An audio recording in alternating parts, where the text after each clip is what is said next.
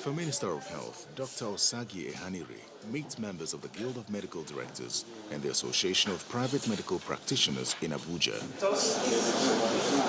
The meeting, which is at the instance of the minister, is to fine-tune the modalities for the takeoff of a national emergency medical service and ambulance system, an intervention which the minister says will compensate for the existing deficiencies in the system. In many attempts to develop the health sector, the agreement that was reached for 50% Abuja declaration to the health sector was very difficult to fulfill for practical reasons.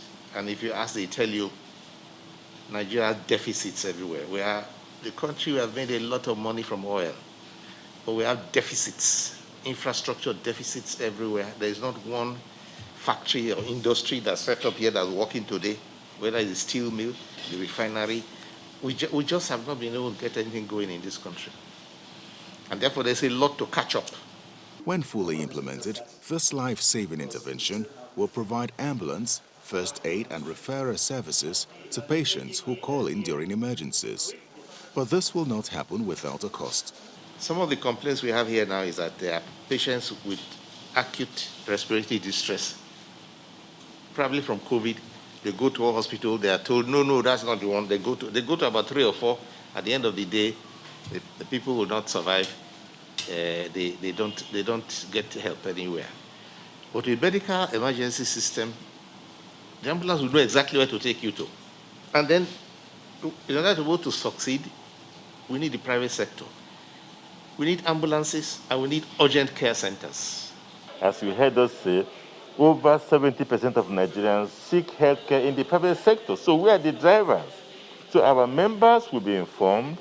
Efforts are being made to accredit facilities because for doctors to get involved, their facilities will meet certain basic requirements, minimum requirements. We must guarantee standard, we must guarantee quality, we must guarantee due processes and systems. And these things cost money. And that's why we are requesting of the federal government of Nigeria to remember the health sector, especially now. The health sector is sick and dying, and we need to cure it. One way to do it is by a bailout, an intervention fund.